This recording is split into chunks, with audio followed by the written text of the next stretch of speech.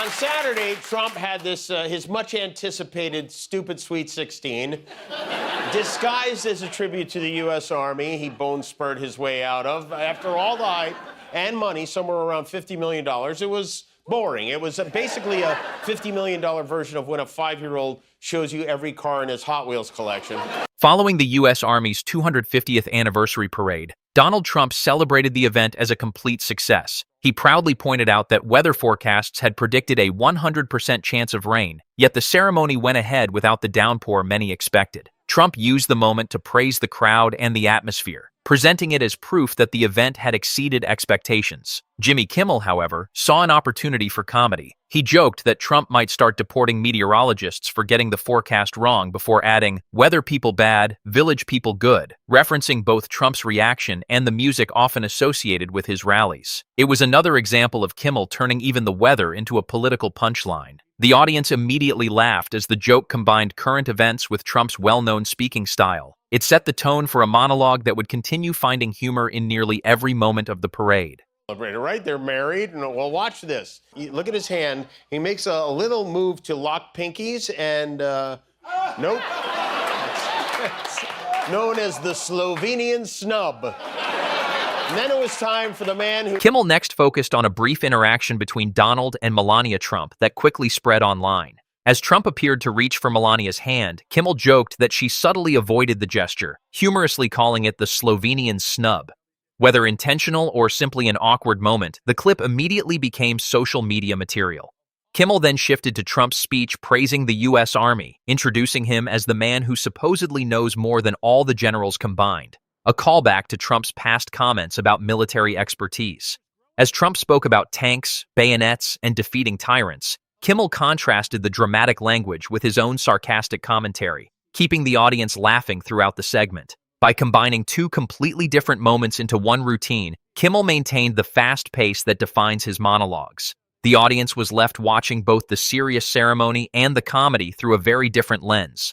Last night was a tremendous success with a fantastic audience. It was supposed to rain. They gave it a 100% chance of rain, and it didn't rain at all. It was beautiful. Sounds like he's about to start deporting meteorologists. Weather people bad, village people good. You got it? Jimmy Kimmel wasn't convinced the parade was really about honoring the Army. Instead, he sarcastically described it as Trump's stupid Sweet 16, disguised as a military celebration, suggesting the event revolved more around the president than the soldiers being honored. Kimmel also revived criticism of Trump's Vietnam-era bone spur deferments, contrasting them with the military theme of the day. He then joked that after reportedly costing around $50 million, the parade ended up feeling surprisingly uneventful. Comparing it to a 5-year-old proudly showing off every Hot Wheels car in a collection, Kimmel argued the spectacle generated plenty of anticipation but very little excitement, turning a major national event into another memorable late-night monologue. His comparison quickly became one of the night's biggest laughs because it reduced a massive public event to a child's play session. The joke reflected his broader argument that the parade appeared more focused on image than substance. Ahead of the parade, there was rain in the forecast, but nothing was going to ruin Donald's big day. He wrote, "Rainy day parade," spelled with an E, "brings good luck," which is what they tell the bride to get her to stop crying. Turnout was much lower than expected, or as Trump would say, there were record-setting crowds. The bleachers, you could see, were mostly empty. The crowds were sparse. Kimmel wrapped up the segment by returning to the weather that had dominated discussion before the parade. He joked that a rainy parade is like rain on a wedding day. People always insist it's good luck, mostly to make everyone feel better about the situation. From there, he turned back to one of his favorite targets, Trump's descriptions of public events, setting up another punchline with the phrase, "as Trump would say."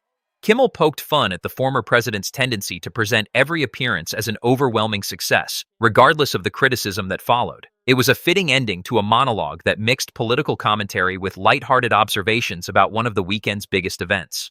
The closing jokes reinforced Kimmel's theme that political narratives and public perception often don't match. By ending on humor instead of outrage, he left the audience laughing while still reflecting on the headlines that inspired the segment.